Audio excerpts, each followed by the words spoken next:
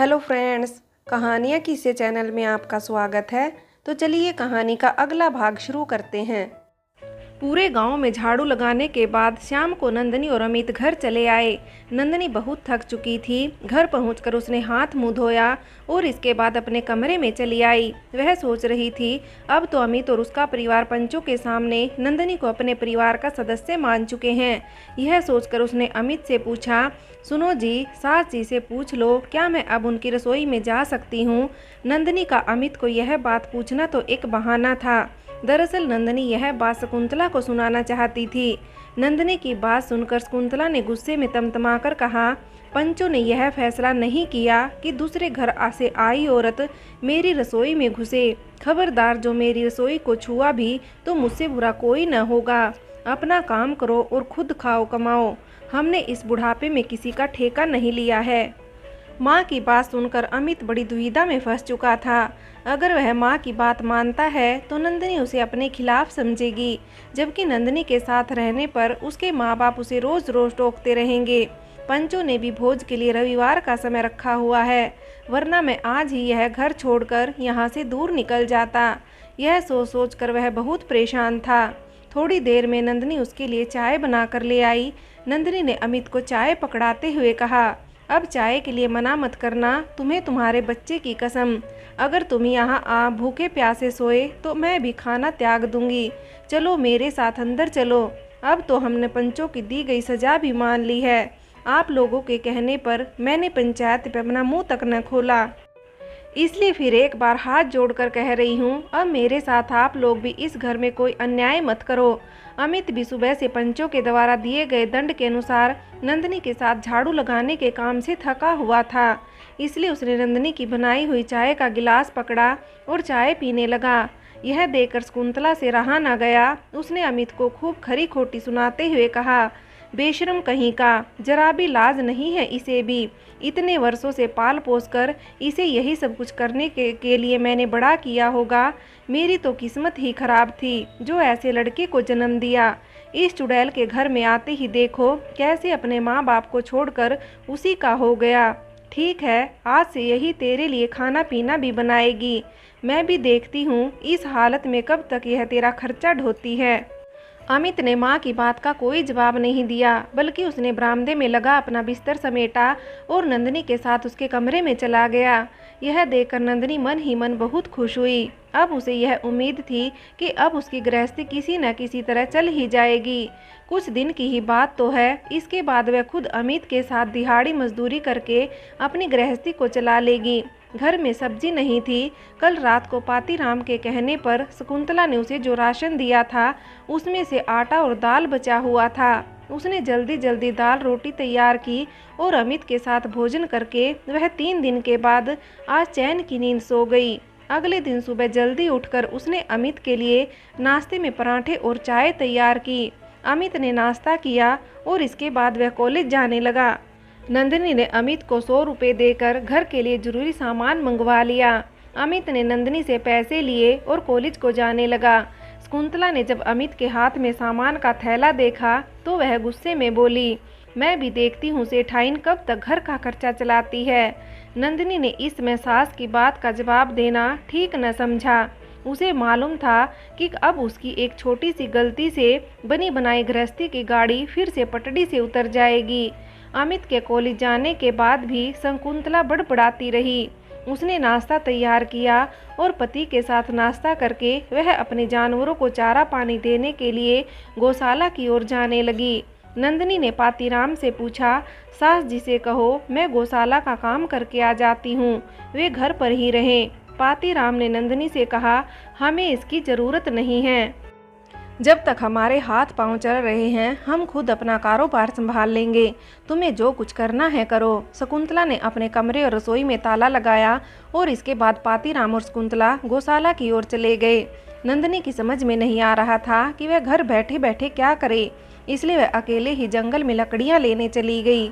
दिन में लकड़ी का गट्ठर लेकर घर पहुंची तो शकुंतला ने उसे खबरदार करते हुए कहा, तुझे मेरे कामकाज से कुछ मतलब नहीं है। अपनी लाई हुई लकड़ियां भी अलग रख ले। कल को लोग कहेंगे कि ऐसी हालत में भी इससे काम करवा रही है। नंदनी ने लकड़ी का गट्ठर घर से कुछ दूर खेत में रख दिया।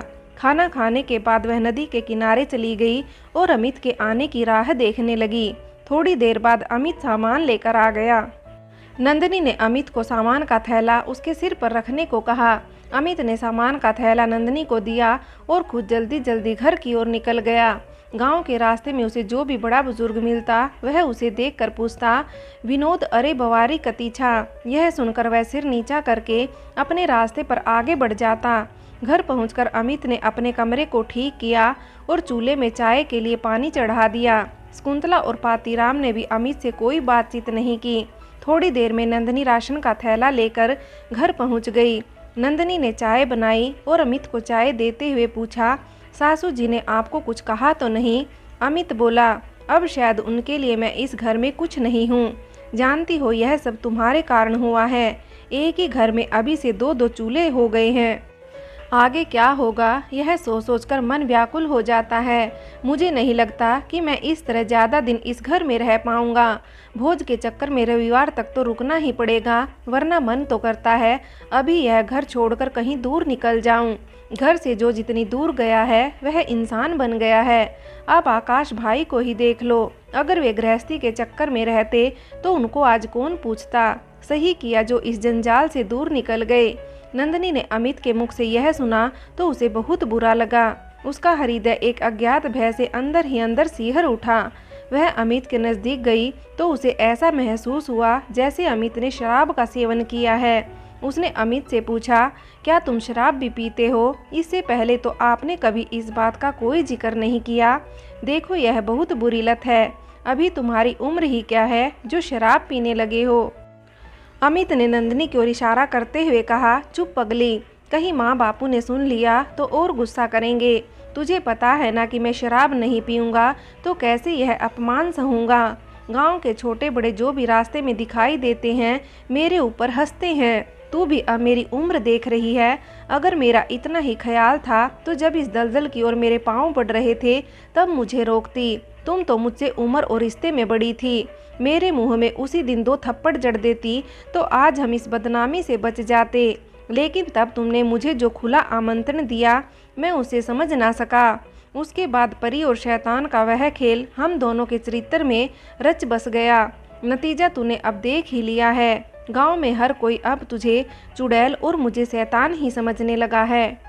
अमित की बात सुनकर नंदनी बोली, मैं मानती हूँ कि मुझसे बहुत बड़ी गलती हुई है, किंतु अब इस तरह यह गलती सुधर तो नहीं जाएगी। मुझे भी कौन सा यह पता था कि इतनी जल्दी यह आफत मेरे पेट में जन्म ले लेगी। अमित बोला, यही सोच सोच कर तो मन घबरा रहा है। 2 पल की सजा जिंदगी भर की मुसीबत बन गई। यह कहकर अमित की आंखें भर आई। अमित को इस तरह भावुक होता देख नंदनी ने अमित से कहा, मुझ पर यकीन रखो, मैं जिंदगी भर तुम्हारा साथ दूंगी। मुझे मालूम है कि अभी तुम्हारे माँ बापू तुमसे नाराज हैं, लेकिन जैसे जैसे समय बीतेगा वे हमें अवश्य माफ़ कर देंगे। अमित ने नंदनी से कहा, तुम्हें नहीं मालूम, अगर माता पिता ने साथ नहीं दिया तो मेरी पढ़ाई का क्या होगा। आने वाले दिनों में तुम्हारा ध्यान कौन देगा। खाने पीने के भी लाले पड़ जाएंगे। नंदनी बोली, दिल छोटा मत करो, जिनके माँ बापू नहीं रहते उनका घर बार भी तो चलता है। तुम्हारी पढ़ाई का अभी कितना समय बाकी है। अमित ने कहा, अभी तो साल भर से भी ज़्यादा समय है। इस हालत में समझ में नहीं आ रहा कि अब मैं पढ़ाई करूं या घर बार संभालूं। नंदनी बोली, तुम चिंता मत करो, साल भर की जिम्मेदारी मेरी है। उसके बाद तुम्हारी पढ़ाई पूरी हो जाएगी तो कहीं न कहीं कुछ काम धंधा मिल ही जाएगा। बस मेरी तुमसे एक ही विनती है कि कल से तुम शराब मत पीना। इसके बाद नंदिनी ने खाना तैयार किया। दोनों ने रात्रि का भोजन किया और इसके बाद दोनों अगले दिन के स्वप्न देखते हुए गहन निंद्रा में सो गए। नंदिनी के पास 2-2.5 हजार रुपये रखे हुए थे। अब उसे कमला की कही बात याद आ रही थी। अगले दिन उसने अमित के लिए सुबह का नाश्ता तैयार किया। अमित आज कॉलेज जाने के मूड में नहीं था। उसने नंदिनी से कहा, मैं सोच रहा हूँ कि आज कहीं दिहाड़ी कर लेता हूँ। यह सुनकर नंदिनी बोली, नहीं नहीं, ऐसा हरगिज न करना। गांव वालों भी सोचेंगे कि 2 ही दिन में इन्हें आटे दाल का भाव पता चल गया। अभी पैसे की कोई दिक्कत नहीं है। यह कहकर उसने अमित को 10 रुपये दिए और उसे शाम की सब्जी लाने को कहा। अमित ने नंदनी से पैसे लिए और न चाहते हुए भी वह कॉलेज की ओर चला गया। 2 दिन बाद अमित के कॉलेज में भी अमित की करतूतों का पता चल गया था। अब अमित के लिए कॉलेज जाना भी मुश्किल हो गया। उसके अध्यापकों के साथ साथ जब हर कोई उसे इस घटना के बारे में पूछता तो वह शर्म के मारे अपना सिर झुका लेता था। आखिर शनिवार का दिन आ गया। पातीराम ने पंचायत में रविवार के दिन गांव वालों को भोज देने की बात कही थी, इसलिए पातीराम ने शकुंतला से कहा, क्या करना है, कल गांव वालों को भोज करवाना है या नहीं। शकुंतला बोली, पंचायत की बात तो माननी ही पड़ेगी, नहीं तो लोग हमें झूठा कहेंगे। मैं एक काम करती हूँ, आनंदी से एक बकरा ले आती हूँ, राशन तो है ही, जो कुछ कम पड़ रहा है अमित को साथ लेकर बाजार चले जाओ। दोनों लोग शाम तक सब्जी और अन्य सामान ले आना। अब हमने जुबान दे रखी है तो इसे निभाना तो पड़ेगा ही। थोड़ी देर बाद शकुंतला ने अमित को आवाज़ देकर कहा, कल गांव वालों को भोजन करवाना है, अभी अपने पिता के साथ बाजार जाकर जरूरी सामान ले आना। अपनी सेठानी से कहो कि और कुछ नहीं तो 4 गट्ठर लकड़ी का इंतजाम ही कर ले। नंदनी कमरे के अंदर बैठी यह सब सुन रही थी। अमित ने अंदर आकर नंदनी को यह बात बताई तो वह बोली, ठीक है, मैंने पहले ही लकड़ियों के गट्ठर अलग रखे हुए हैं, कल सुबह उनमें से 4 गट्ठर निकाल कर पंचायत भवन में रखाऊंगी। नाश्ता तैयार करने के बाद उसने अमित के साथ ही नाश्ता किया। इसके बाद अमित और पातीराम सामान लेने बाजार चले गए। नंदनी ने सोचा घर पर क्या करूंगी, इसलिए वह लकड़ी लेने जंगल चली गई। शकुंतला भी आनंदी के घर बकरा लेने चली गई। दिन में अमित और पातीराम सामान लेकर घर पहुंचे तो शकुंतला ने केवल पातीराम के लिए ही चाय बनाई। अमित चुपचाप अपने कमरे में जाकर बैठ गया। थोड़ी देर बाद नंदनी भी जंगल से लकड़ी का गट्ठर लेकर घर पहुंच गई। सिर पर लकड़ी का गट्ठर रखे हुए उसने पातीराम से पूछा, जी लकड़ी का गट्ठर पंचायत भवन में ही रखना है या यहीं रखना है। पातीराम ने शकुंतला से पूछा, लोगों को खाना खाने घर पर बुलाना है या पंचायत घर में ही प्रोग्राम करना है। शकुंतला बोली, मेरे विचार से घर पर ही ठीक रहेगा। अभी मैं गांव में लोगों को न्योता देने जाऊंगी तो सरपंच जी से इस बारे में पूछ भी लूंगी।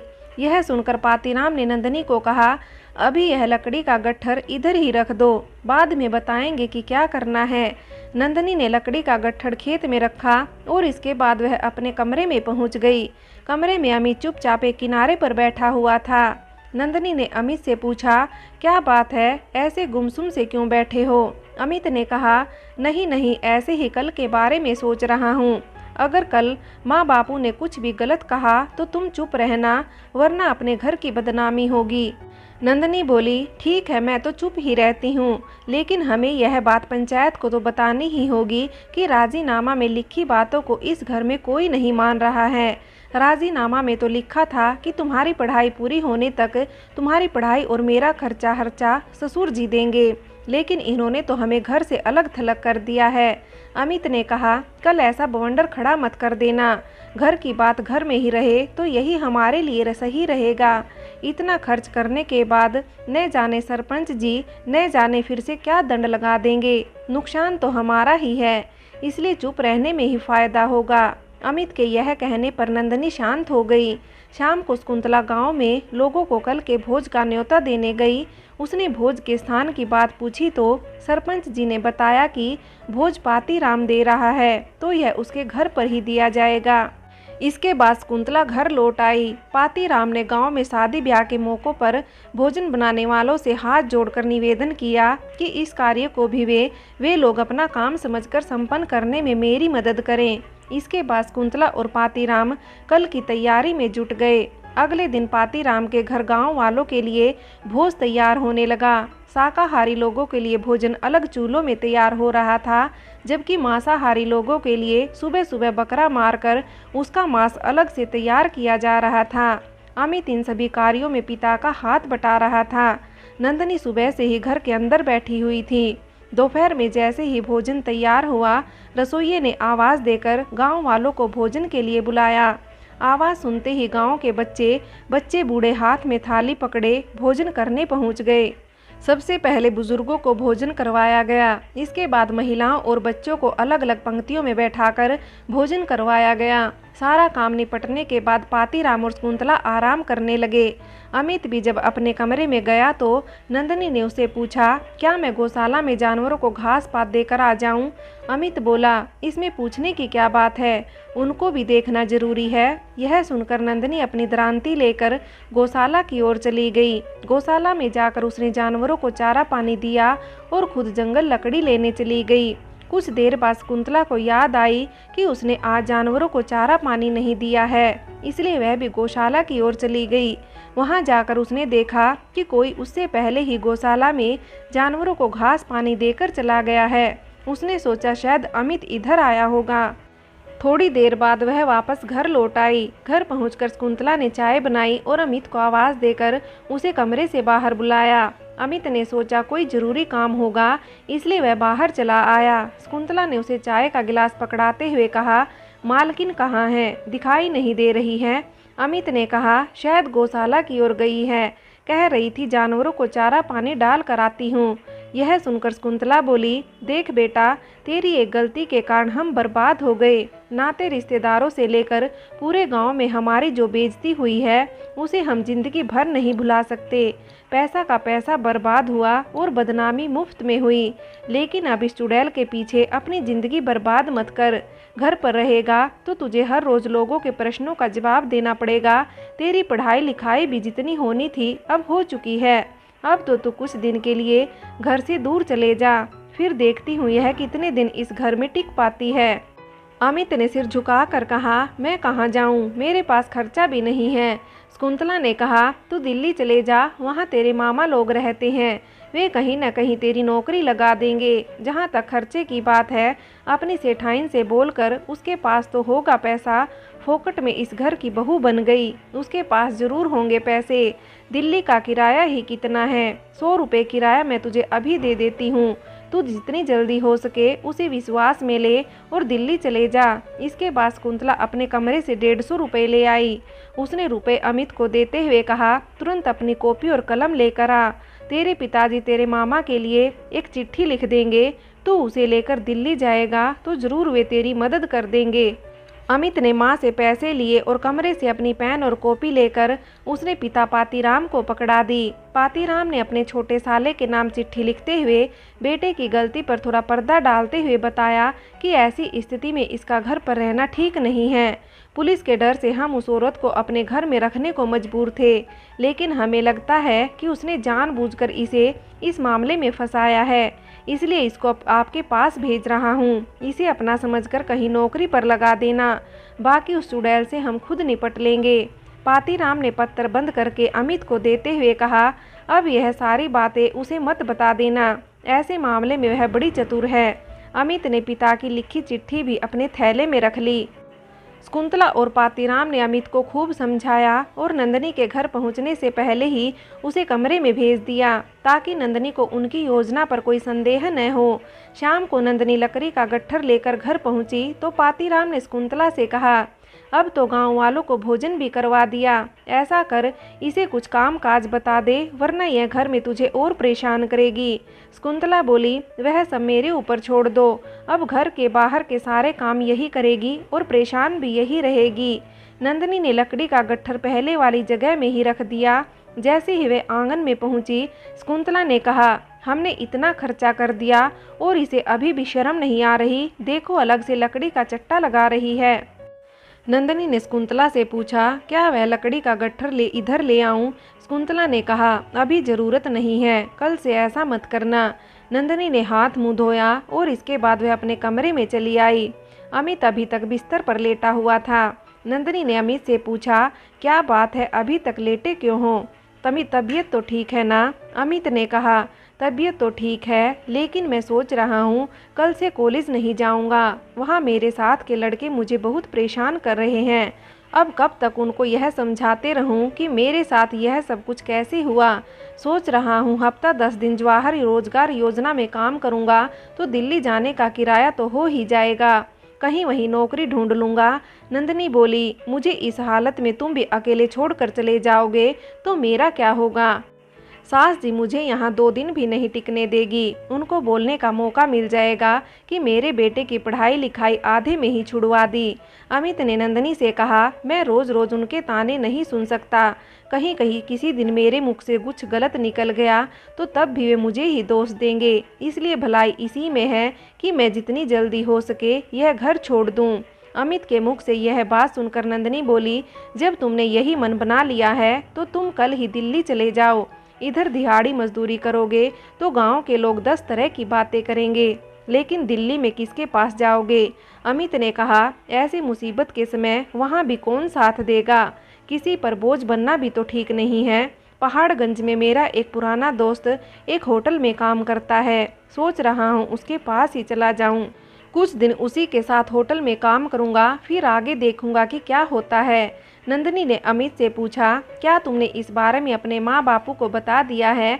अमित ने कहा, यह बात सुनकर तो ईजा धरती आसमान एक कर देंगी। तुम भी ध्यान रखना, यह बात हम दोनों के बीच ही रहनी चाहिए। नंदिनी ने कहा, ठीक है, दिल्ली का किराया कितना होगा? अमित ने बोला, यही 80 से 100 रुपये के बीच होगा, लेकिन मेरे पास तो फिलहाल 50 रुपये ही पड़े हैं। नंदिनी ने सोचा कि अमित की इसमें मदद करनी चाहिए। वह यह नहीं समझ सकी कि उसकी गैर मौजूदगी में अमित और उसके माता पिता ने उसके खिलाफ क्या षड्यंत्र रचा है। नंदिनी ने रात का खाना तैयार किया। आज दोनों ने बड़े प्रेम से भोजन किया। नंदिनी अमित के इस व्यवहार को देखकर बहुत खुश थी। फ्रेंड्स, आगे की कहानी के लिए कहानी का अगला भाग देखें।